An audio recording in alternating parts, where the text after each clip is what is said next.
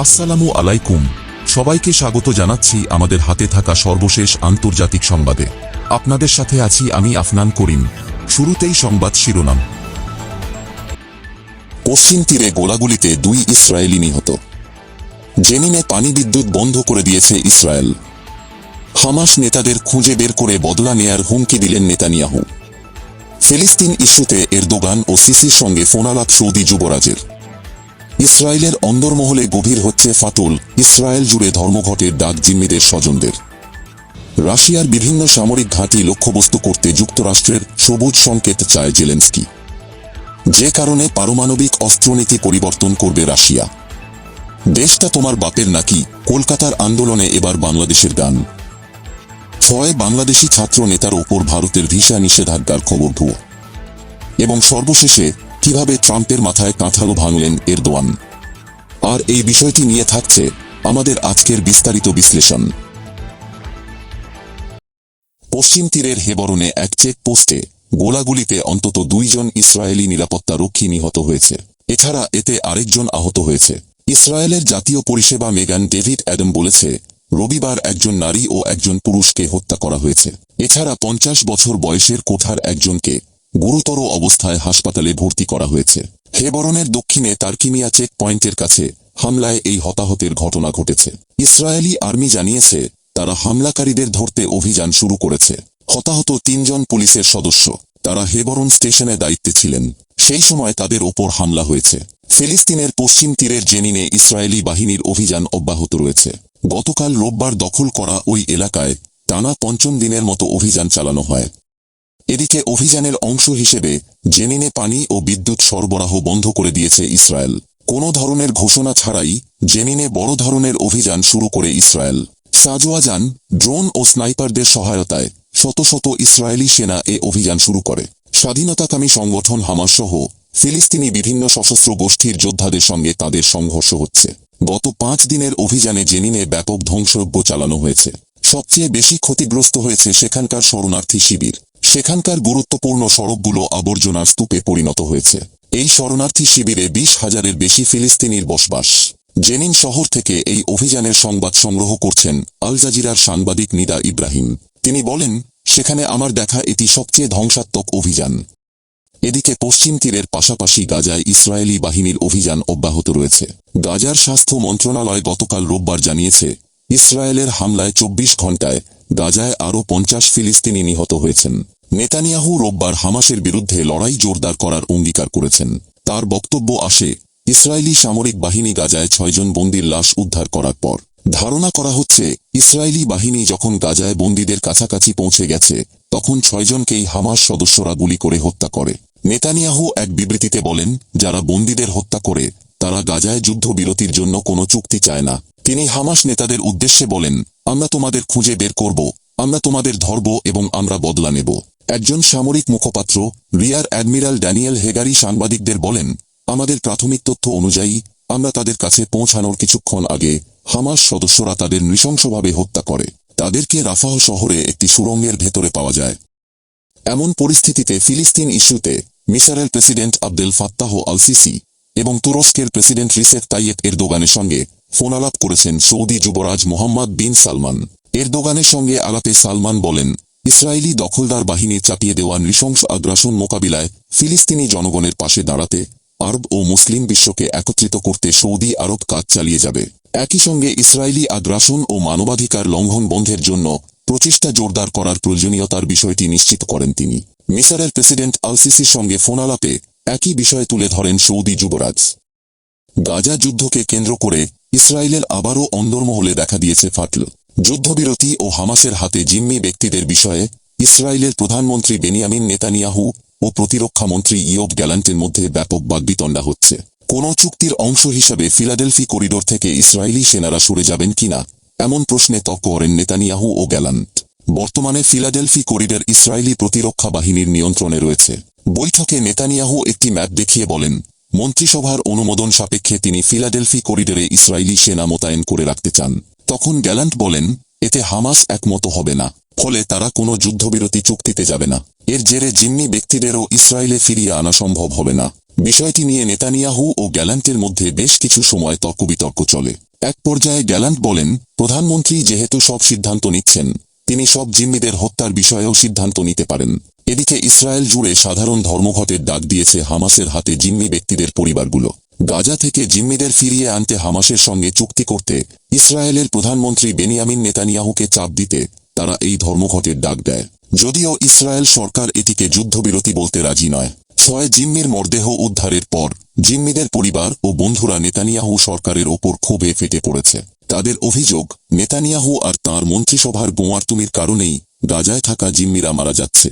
গাজায় যুদ্ধবিরতি ও জিম্মি মুক্তি নিয়ে সম্প্রতি কাতারের দোহা ও মিশরের কায়রোয় আলোচনা হলেও তা শেষ পর্যন্ত ব্যর্থ হয়েছে। মিশর সংলগ্ন ফিলাডেলফি করিডোরে ইসরায়েলি সেনা রাখা নিয়ে হামাস ও নেতানিয়াহু সরকারের মতবিরোধ গাজায় যুদ্ধবিরতি আলোচনার ব্যর্থতার অন্যতম বড় কারণ। এবার ইসরায়েলি প্রতিরক্ষামন্ত্রী ইয়োভ গ্যালান্ট ফিলাডেলফি করিডোরে ইসরায়েলি সেনা রাখার সিদ্ধান্ত থেকে নেতানিয়াহু সরকারকে সরে আসার জন্য আহ্বান জানিয়েছেন। জিম্মিদের স্বজনদের গতকাল থেকে ধর্মঘটে বসার কথা। তারা এই ধর্মঘটে যোগ দিতে সব ইসরায়েলির প্রতি আহ্বান জানিয়েছে। অন্যদিকে রাশিয়ার সামরিক ঘাঁটিতে আরও জোরালো হামলা করতে যুক্তরাষ্ট্রের সবুজ সংকেত পেতে চাপ দিচ্ছেন ইউক্রেনের প্রেসিডেন্ট ভলোদিমির জেলেনস্কি। রাশিয়ার হামলা শুরুর পর থেকে ইউক্রেনকে $50 বিলিয়ন বেশি সামরিক সহায়তা দিয়েছে যুক্তরাষ্ট্র। তবে যুক্তরাষ্ট্র কিয়েভকে বিভিন্ন অস্ত্রের যোগান দিলেও তা সম্পূর্ণরূপে ব্যবহারের অনুমতি দেয়নি। ইউক্রেনের সীমান্তের বাহিরে মার্কিন অস্ত্র ব্যবহার খুবই সীমিত আকারে অনুমোদন করেছে ওয়াশিংটন। জেলেনস্কি দাবি করেছেন, মস্কোর বিভিন্ন গুরুত্বপূর্ণ সামরিক ঘাঁটিতে পাল্টা হামলার মাধ্যমেই কেবল রাশিয়াকে প্রতিহত করা সম্ভব বলে মনে করছেন তিনি। জেলেনস্কি বলেছেন, আমরা আমাদের মিত্রদের প্রতিটা দিনই এ বিষয়গুলো অবহিত করছি। আমরা তাদের সামনে এ বিষয়ে যুক্তি উপস্থাপন করছি। অন্যদিকে ইউক্রেন যুদ্ধে পশ্চিমাদের ভূমিকার কারণে পারমাণবিক অস্ত্র ব্যবহারের ক্ষেত্রে যে নীতি রয়েছে তা পরিবর্তন করবে রাশিয়া। দেশটির উপ-পররাষ্ট্রমন্ত্রী সের্গেই রিয়াবকোভ এ তথ্য জানিয়েছেন। রাশিয়ার বর্তমান নীতিতে বলা হয়েছে, কোনো শত্রু দেশ পারমাণবিক হামলা চালালে অথবা রাশিয়ার অস্তিত্বের জন্য হুমকি এমন যে কোনো হামলার জবাবে পারমাণবিক অস্ত্র ব্যবহার করতে পারে রাশিয়া। তবে পশ্চিমা শত্রুদের জন্য পুতিনকে এই নীতিতে পরিবর্তন আনার আহ্বান জানিয়েছেন রাশিয়ার কিছু সামরিক বিশ্লেষকরা। পুতিন বলেছেন, পারমাণবিক অস্ত্র ব্যবহারের নীতি এমন একটি বিষয় যা পরিবর্তন করা যায়, তবে তা নির্ভর করে বিশ্ব পরিস্থিতির ওপর। সের্গেই রিয়াবকোভ বলেছেন, এ বিষয়ে কাজের অগ্রগতি হয়েছে ও পরিবর্তনের ক্ষেত্রে স্পষ্ট ইচ্ছা রয়েছে। তিনি বলেন, ইউক্রেন যুদ্ধে পশ্চিমা শত্রুদের উত্তেজনামূলক ভূমিকার কারণেই এমন সিদ্ধান্ত নেওয়া হয়েছে। এদিকে কলকাতার আর.জি. কর মেডিকেল কলেজ হাসপাতালে নারী চিকিৎসককে ধর্ষণ হত্যার প্রতিবাদে বিক্ষোভে উত্তাল গোটা ভারত।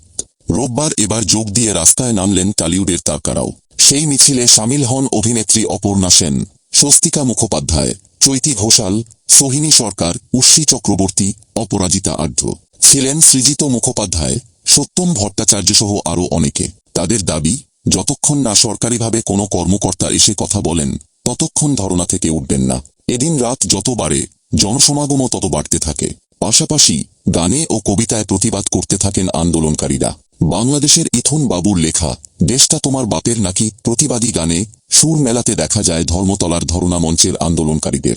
গান ছাড়াও আন্দোলনকারীরা স্লোগান দিতে থাকেন, আমার রাস্তা আমার রাত, ধর্ষকেরা নিপাত যাক। তবে এদিন ধর্মতলায় এই আন্দোলনের মধ্যেও ঘটে গেছে এক অপ্রীতিকর ঘটনা। মঞ্চের যে জায়গায় অবস্থান করছিলেন টলিউডের অভিনেতা অভিনেত্রীরা, সেখানেই আচমকা হঠাৎ ঢুকে পড়েন এক মত্ত যুবক। সঙ্গে সঙ্গে তাকে ধরে পুলিশের হাতে তুলে দেন আন্দোলনকারীরা। পুলিশ সূত্রে জানা গেছে, ধৃত যুবকের নাম তাপস পাল। তাকে হেয়ার স্ট্রিট থানায় নিয়ে যাওয়া হয়েছে।